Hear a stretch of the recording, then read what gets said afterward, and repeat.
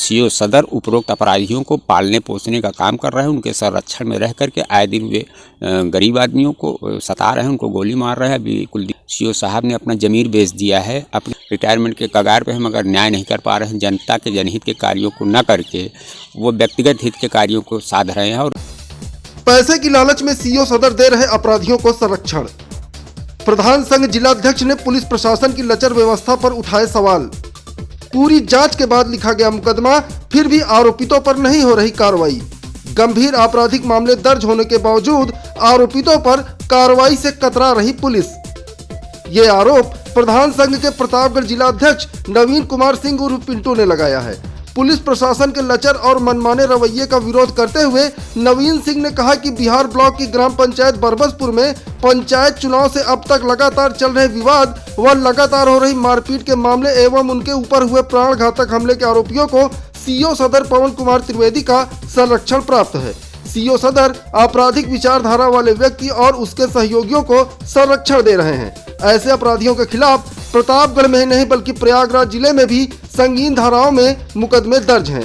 307, 354, 308 और दलित उत्पीड़न जैसे गंभीर धाराओं के आरोपियों पर छुटभइये नेताओं के दबाव में एवं पैसे की लालच में सीओ सदर कोई कार्रवाई नहीं कर रहे हैं। मामला ये हुआ कि हमारे पड़ोसी ग्राम पंचायत बरबसपुर में विगत पंचायत चुनाव बीते हुए चुनाव से लेकर के जो चुनावी रंजिश और हिंसा प्रारंभ हुई, अनवरत 2 साल से लगातार वह हिंसा कायम है और चल रही है। गाहे बगाहे हिंसात्मक वातावरण अपराधियों द्वारा क्रिएट किया जाता है और लगातार 6-7 महीने से पीएसी पुलिस का डेरा जमा हुआ है। और उसका कारण ये है कि जो चिन्हित अपराधी हैं, जिन्होंने अपराध कारित किया है, उनके खिलाफ मुकदमे पंजीकृत हुए मगर उनकी गिरफ्तारी नहीं की जाती। उनको थाने में बिठाया जाता है, उनको सीओ दफ्तर में बिठा के चाय पानी कराई जाती है।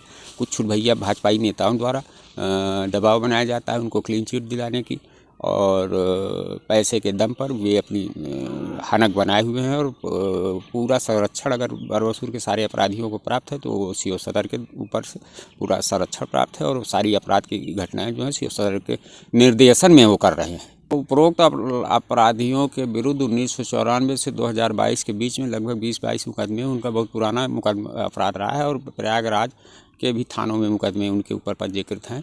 बहुत हीनियस काइम के मुकदमे उनके ऊपर पंजीकृत हैं। 307, 354, 308 दलित उत्पीड़न जैसे मुकदमे पंजीकृत हैं। मगर सीओ साहब की बड़ी कृपा है, महती कृपा है उनके ऊपर।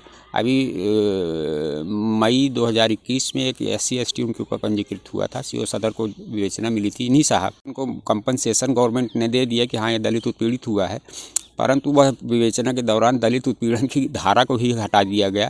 जब 323, 504, 506 लगाया गया तो यह तो कारित हो गया, सिद्ध हो गया कि दलित से झगड़ा हुई।